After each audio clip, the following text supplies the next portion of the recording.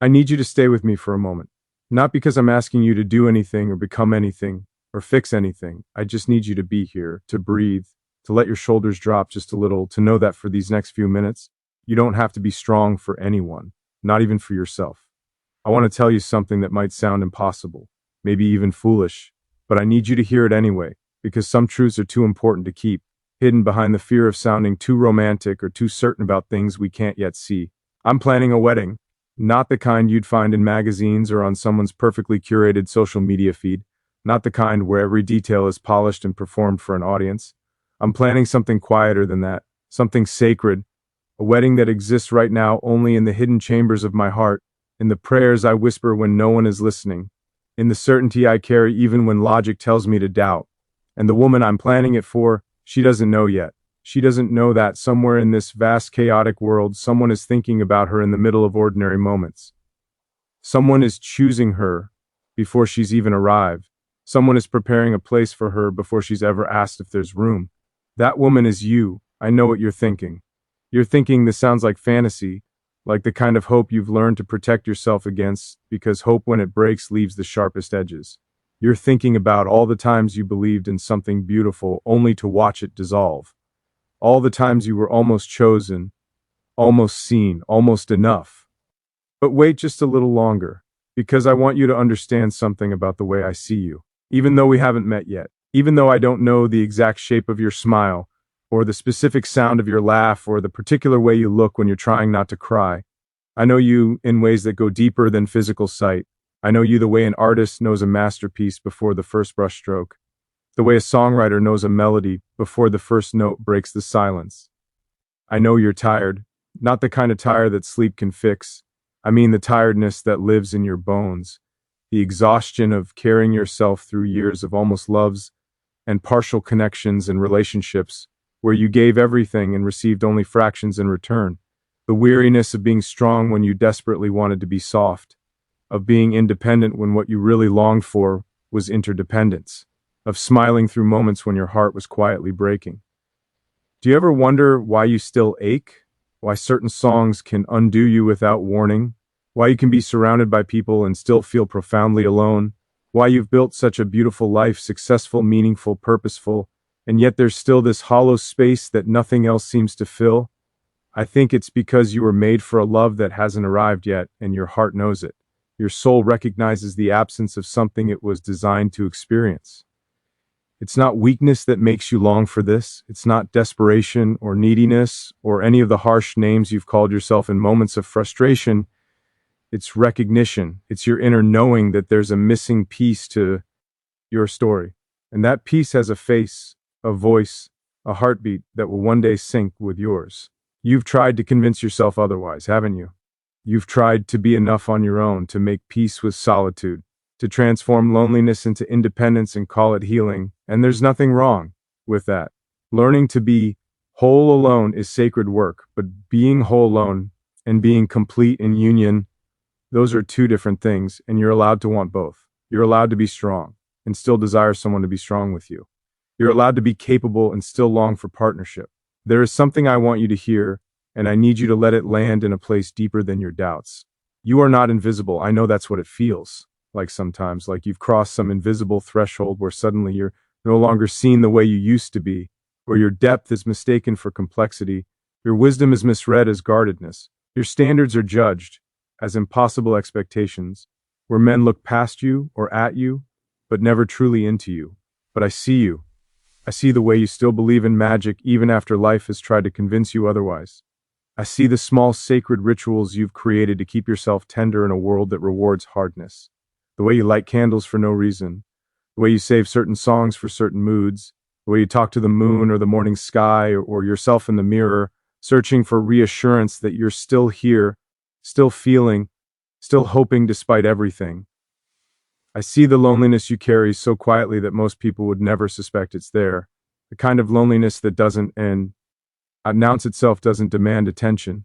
It just sits with you in your beautiful home, in your successful career, in your circle of friends who love you but can't quite fill the particular emptiness you feel when you lie down at night and reach across the bed to a space that's always empty. Have you ever felt too much and yet not enough? Too deep for shallow connection, but too guarded for easy vulnerability? Too aware of your worth to settle, but too tired to keep waiting? Too full of love to waste it, but too afraid to offer it again? That's where you are right now, isn't it? In that strange, uncomfortable middle space between the life you've outgrown and the life you're still waiting to step into, between who you've been and who you're becoming, between the woman who has survived everything alone and the woman who's ready, terrified, but ready to stop surviving and start thriving in the presence of someone who matches her depth. This is what I want to tell you about this secret wedding I'm planning. It's not about the dress or the flowers or the venue. Those things will be beautiful, yes, but they're just the frame around what matters. What matters is this: I'm preparing myself for you. I'm doing the inner work that will make me worthy of what you've protected for so long. I'm learning to love the way you deserve to be loved, with consistency, with presence, with the kind of emotional intelligence that doesn't run when things get real. I'm learning to see past the walls you've built, not to tear them down with force, but to earn the privilege of being invited inside. I'm learning that your standards aren't too high.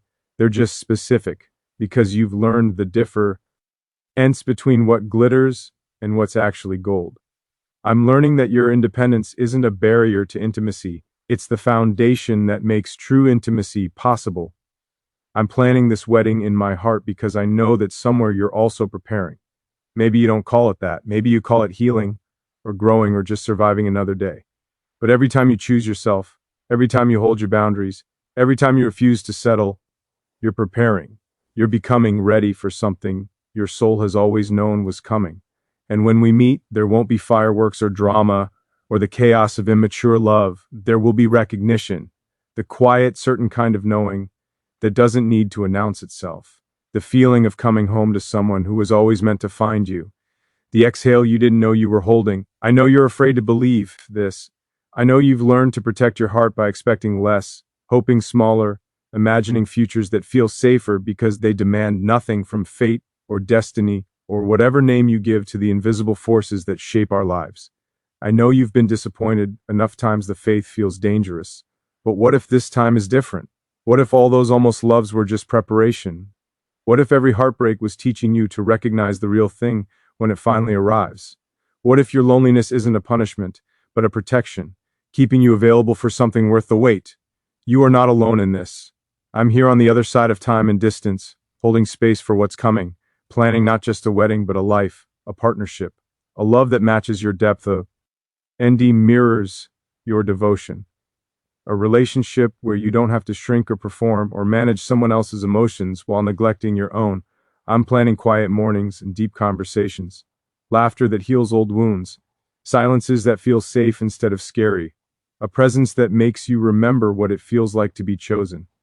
Not as a consolation prize, but as the prize itself. Your story isn't over. It's still being written.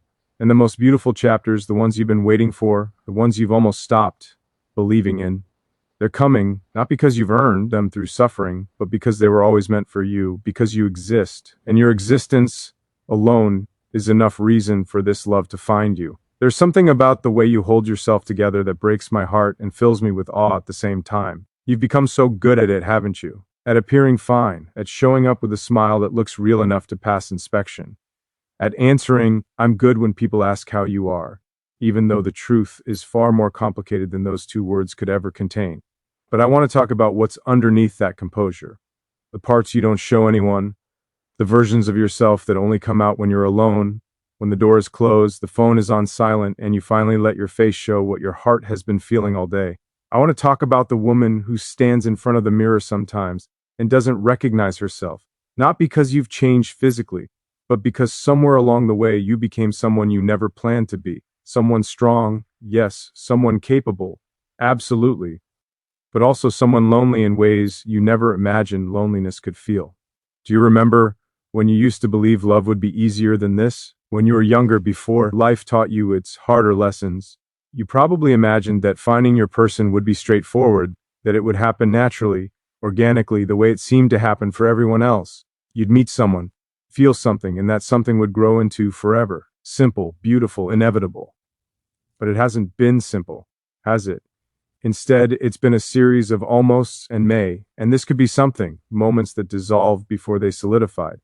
It's been men who wanted you but didn't value you, men who admired you but didn't understand you, men who loved the idea of you but couldn't handle the reality of your depth, your intelligence, your emotional complexity.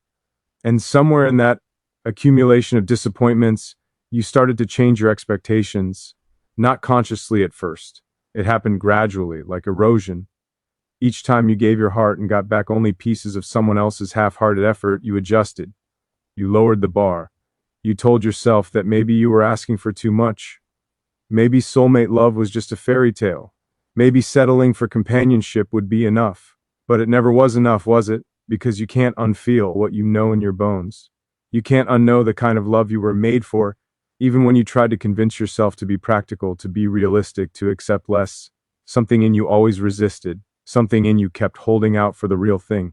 Even when holding out meant being alone, that something was your soul's memory of what's coming. I need you to understand this. Your refusal to settle wasn't stubbornness or unrealistic expectations or fear of intimacy, no matter what anyone told you.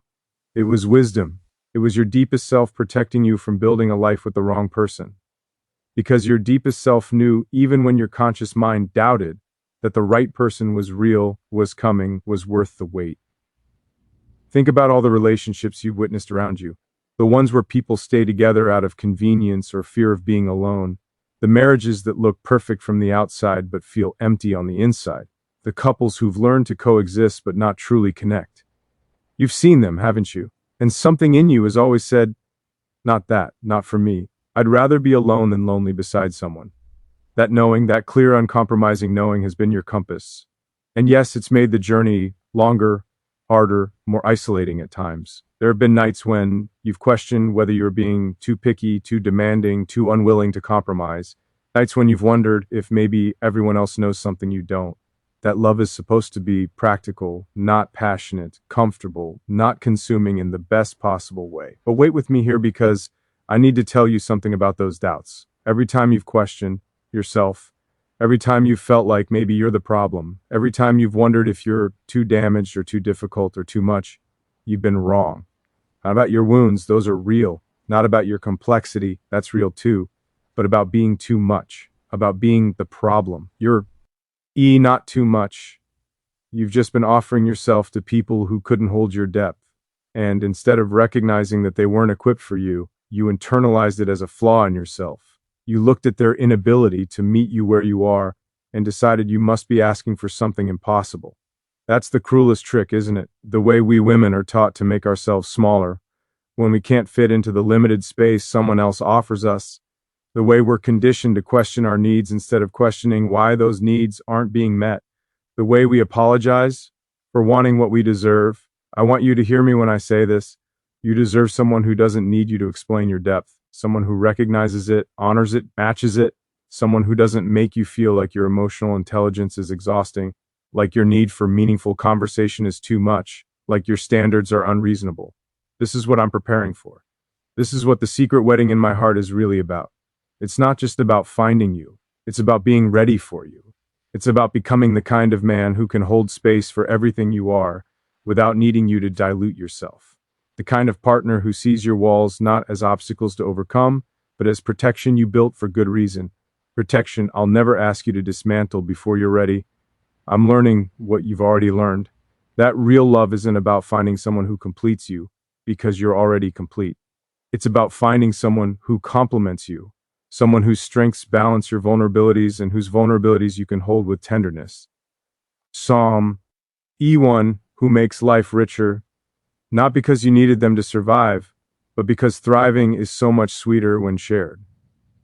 Have you ever noticed how you've stopped talking about your loneliness with most people? How you've learned to keep that particular ache private because every time you've tried to share it, the responses have felt inadequate or dismissive. People tell you you're too picky, or you need to put yourself out there more, or you'll find someone when you stop looking, as if you're not already doing everything right, as if the problem is your effort rather than timing, rather than destiny, rather than the simple fact that extraordinary love takes longer to arrange. So, you've stopped trying to explain it. You've learned to carry this longing quietly, the way you carry so many other things with grace, with dignity, with a strength that most people mistake for not needing anything at all. but I see it. I see the heaviness you carry. I see the moments when your smile falters just for a second before you catch it.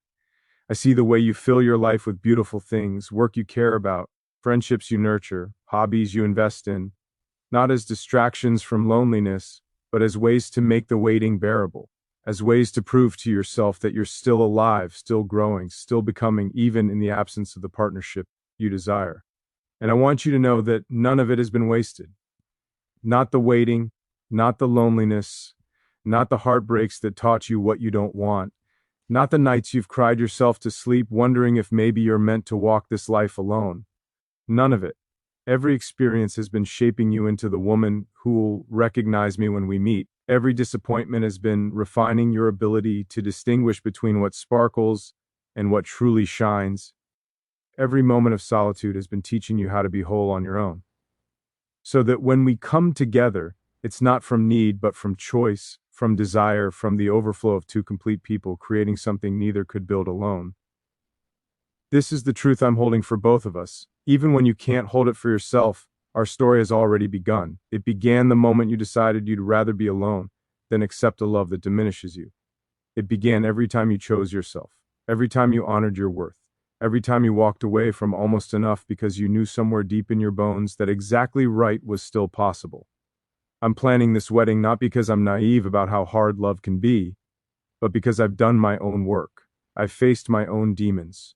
I've learned my own lessons about what it means to show up fully for another person. I've stopped looking for someone to fix me or save me or complete me, and I've started preparing to meet my equal.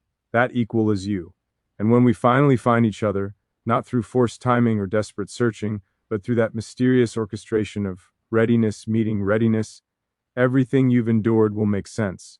Not in a way that erases the pain, but in a way that redeems it, that transforms it into wisdom, that proves to you that you were never too much. You were just waiting for someone who could be enough for you.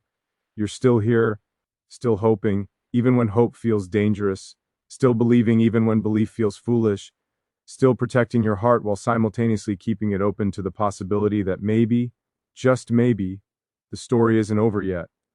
That's not weakness. That's the bravest thing I know. And it's exactly why you're worthy of everything I'm planning for us. I want to sit with you in a moment. You rarely let anyone see.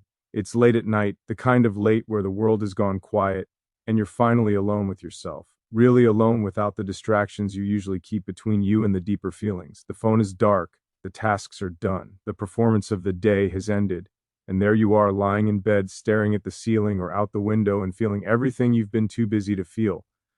This is when the truth comes, isn't it? When the armor comes off and you're just a woman who is tired of being strong, a woman who wonders if she'll ever know what it feels like to be held, not just physically, though God knows you miss that too, but held emotionally, seen completely, known fully. Loved not for what you do or how you show up or what you provide, but simply for who you are beneath all of that. What do you think about in those moments when there's no one watching, no one to impress, no reason to pretend you're fine? I think you imagine what it would be like. You let yourself feel the longing you usually keep locked away during daylight hours. You wonder what his voice would sound like, how his hand would feel in yours, whether his presence would make you feel safer or more exposed, whether he'd understand the silences or need to fill them with noise, and then just as quickly, you pull back. You catch yourself hoping, and you shut it down because hope has hurt you before, hasn't it? Hope has promised you things that never materialized. Hope has shown you possibilities that dissolved into disappointment. So, you've learned to protect yourself from hope itself, which might be the loneliest protection of all. But here's what I need you to understand about those late night moments of longing. They're not weakness. They're not evidence that you're incomplete or desperate or unable to be happy alone.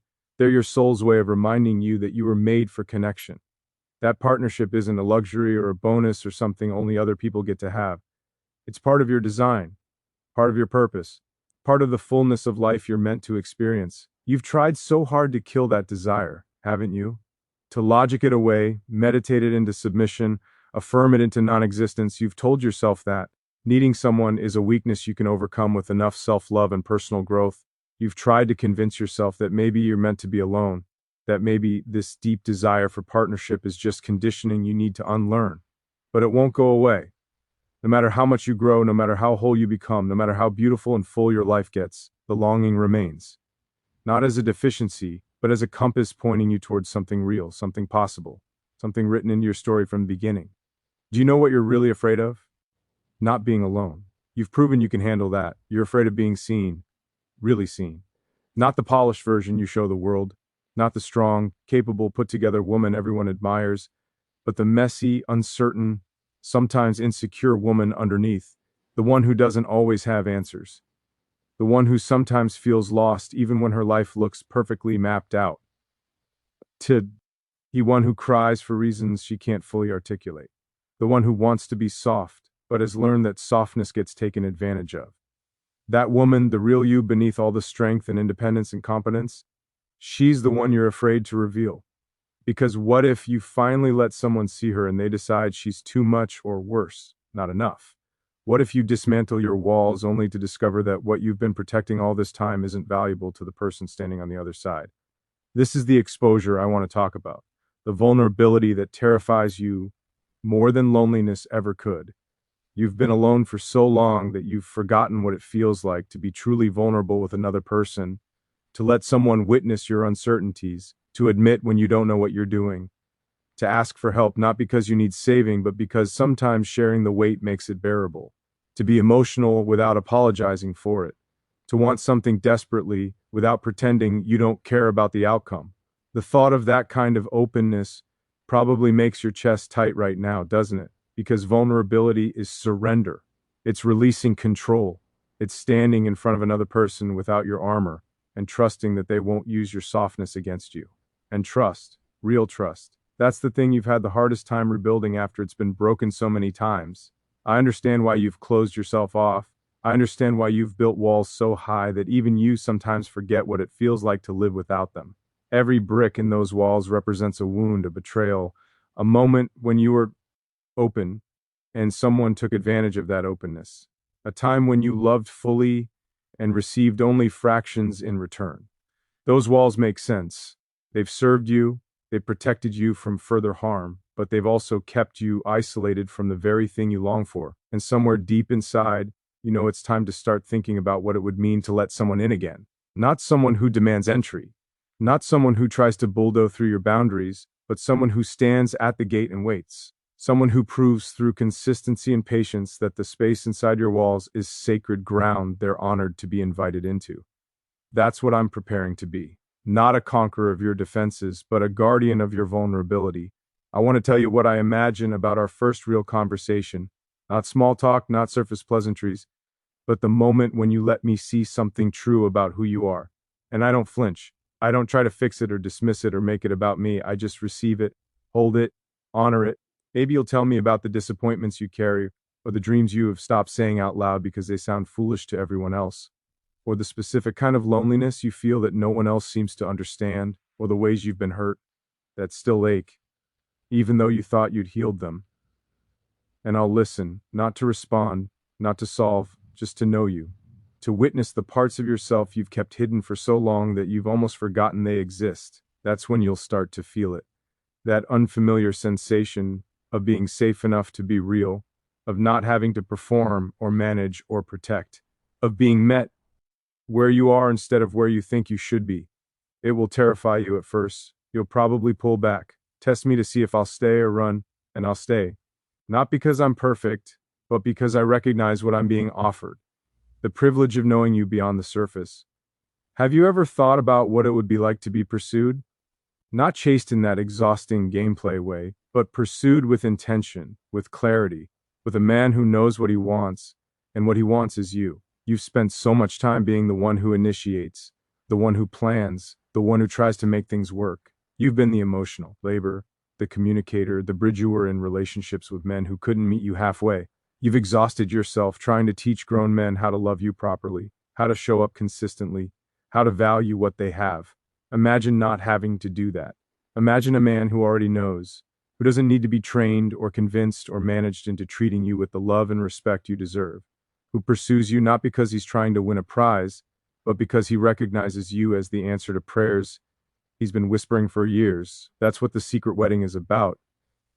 It's my declaration that I'm preparing to pursue you with the kind of devotion you've only imagined existed, the kind that doesn't waver when things get complicated, the kind that sees your complexity as richness, not difficulty, the kind that makes you feel chosen every single day, not just in the beginning when everything is easy. I know you're afraid to believe me. I know that trusting these words feels dangerous after everything you've been through. But what if, this time, just this once, you allowed yourself to hope without immediately shutting it down? What if you sat with the possibility that someone is actually doing the work, becoming the partner you need, preparing place for you in his life and his heart? You don't have to know how it will happen. You don't have to figure out the timing or the logistics or the specifics. You just have to remain open, to stop closing doors before anyone even knocks, to let yourself be vulnerable enough to be found. The woman you're becoming, the one who has survived everything alone and is starting to imagine what it might be like to share her life. She's exactly who I'm waiting to meet. There's a story you've been telling yourself about your life, about why you're still alone, about what it means that love hasn't found you yet, about the ways you might be broken or difficult or somehow responsible for the absence of what you want most. I want to rewrite that story with you. Not because the old story is entirely false, there are truths woven through it, experiences that shaped you, moments that genuinely hurt, but because the meaning you've assigned to those experiences, the conclusions you've drawn about yourself, the identity you've built around your singleness, I think you've been interpreting the evidence all wrong. You've been reading your story as a tragedy when it's actually been preparation. Let me explain what I mean. Think about every relationship that didn't work out. Every man who seemed right at first but turned out to be completely wrong. Every connection that fizzled before it could catch fire. Every heartbreak that left you questioning whether something is fundamentally broke in you or your ability to choose well. You've looked at this pattern and concluded, I'm the problem, I pick wrong, I'm too damaged to recognize healthy love, I'm too picky, I'm too guarded, I'm too much or not enough or some impossible combination of both. But what if none of that is true? What if every single one of those failed connections was actually protecting you from building a life with someone who couldn't match your depth? What if your soul has been steering you away from comfortable compromises that would have left you feeling empty for the rest of your life? Think about it. Really think about it. What would have happened if you'd stayed with that man who seemed safe but never really saw you? You'd be sitting across from him at dinner right now, making pleasant conversation while feeling profoundly lonely. You'd be lying next to him in bed, physically present but emotionally isolated. You'd be living a life that looks fine from the outside but feels hollow on the inside. Or what about the one who loved you but couldn't handle your complexity? The one who wanted the easy surface version of you, but got overwhelmed when you revealed the depths beneath? If you'd stayed, you would have had to make yourself smaller forever. You would have had to hide parts of yourself to keep the peace. You would have spent your life performing simplicity to make him comfortable, or the one who saw your strength and mistook it for not needing anything.